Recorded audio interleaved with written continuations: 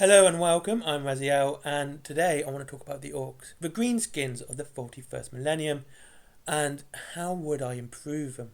Now, this has been a question that has stumped me for 2 weeks. This has been taking me 2 weeks of research to try and find a way, or something in the lore that GW has kind of missed, but could expand upon to improve the Ork race and on a narrative scale. But the more I think about it, I don't think you can. The Orks are perfect for 40k. They don't fight for any reason other than they want to fight.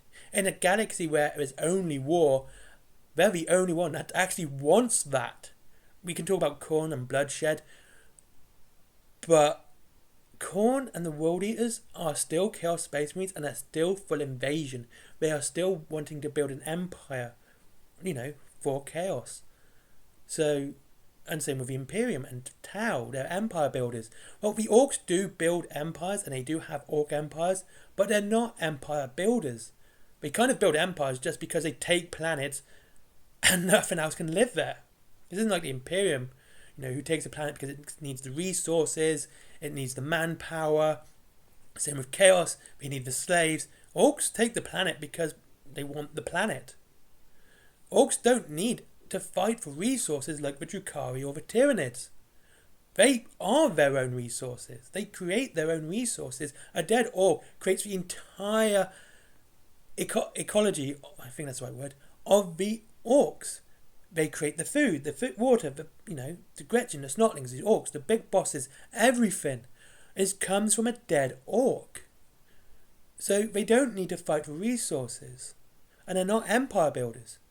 They're not defensively fighting like the Eldari, who are always on the defensive because they're fighting for survival. Orks are definitely not fighting for survival. So they're not like that. And they're definitely not doing whatever the Necrons are doing, who just want to kill everything. Okay? Orks don't want to kill everything. That's the other thing. They want to fight everything. And if they think someone's a particularly good fight, they want them alive to fight them again. So they don't want to do that. So they fit 40k so much because they just want to fight. That's it. Now, I could talk about Yarrick and Ghazghkull Thraka, but I've covered that, and I don't want to be one of those channels that repeats myself. And so I've covered that one. We could talk about the Grot Revolution, but GW's kind of let that lay by at the moment. Yeah, the Red Gobbo's still going around, but nothing really about the Grot Revolution. It would be fun and interesting to see, but I don't think it would actually add anything to the Ork story as a whole. Just some uppity Grots going to get stomped eventually. So, not those. Dignobs are humans, but so they don't really count. So, why do the Orks fit so well?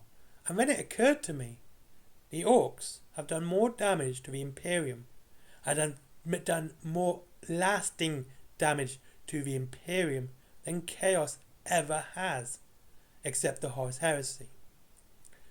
Now, let's talk about the big war. The biggest one that we all know and love, of course, is Armageddon. Ghazghkull Thraka went twice. He didn't give up. He came back. And likely he's going to come back again. And while this is a 40k video, let's not forget, an Ork almost killed the Emperor. Yeah, Horus almost killed the Emperor as well. But Horus ascended. He was at the Emperor's level of, even better, even higher than, even more powerful than the Emperor. But it was a lowly Ork that almost killed him first. Horus had to save the Emperor. So, and that's what led to, Horus being War Master. Ergo, the Horus Heresy in the end. So you could say that it was an Ork that caused it all. And then you got Armageddon, like I said. Ghazghkull Thraka gave it 2 damn good tries.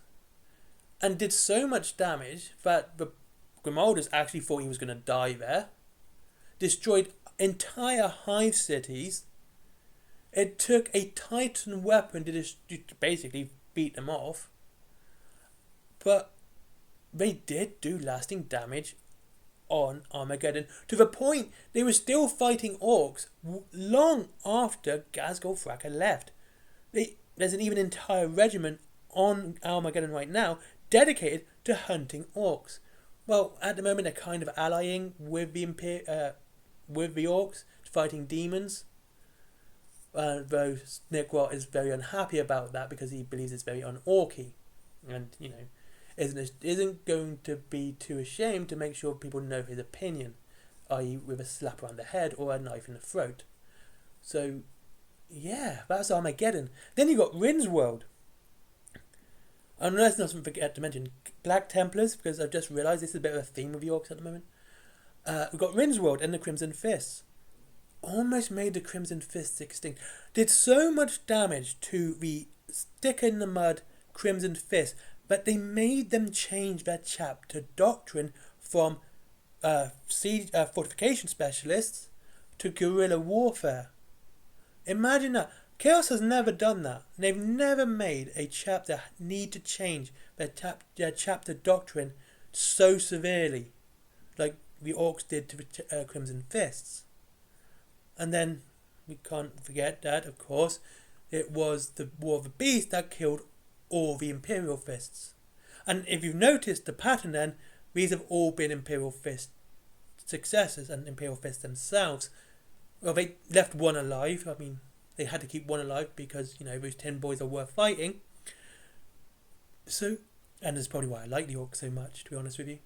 But they've done that. Orcs have done so much damage to the Imperium, it puts Chaos to shame. Because they fit so well. And cherry on top here, not only did they almost kill the entire Imperial Fist, they actually got to the point of invading Terra that they were going to parley with the High Lords. Imagine that. Chaos hasn't done that since the Horus Heresy. There's been Gene Stealers on the Terra, but they're all gone. Orcs got that close to defeating the Imperium and killing the Emperor more than anyone else. Khorne invaded Terra, of course, but that was a big mess up, a big balls up, because they weren't meant to attack then. It was part of Abaddon's plan. So how do you improve the Orcs? You just can't. They fit too well, and their narrative and their lore fits too well within the 40k universe, and it's fantastic how well they fit. So yeah, Orc boys are the best when it comes to narrative storytelling, because they aren't the good guys. They want to fight in a universe, setting, or galaxy, whatever you want to call it, but there's only war. They don't need to fight. They're not fighting for resources. They're not fighting for survival. They're not fighting to build empires. They're fighting because they want to fight in this setting. They fit perfectly in the 41st millennium. Thank you very much for watching. I hope you all have a good day, and I'll see you all again soon. Links to Wayland Games down below as always. Up to 20% off up to 20% off Warhammer and free delivery after £20. There is also Forbidden Planet for comics, DVDs, manga, toys, plushies, etc. There is also Skyforge if you want to support a friend of mine. There's my comics if you want to support me personally. This is something I've done. I put a lot of love into that. I really enjoyed doing those. And there is my merchandise, t-shirts, cups, etc, etc. What everyone else does, you know the drill.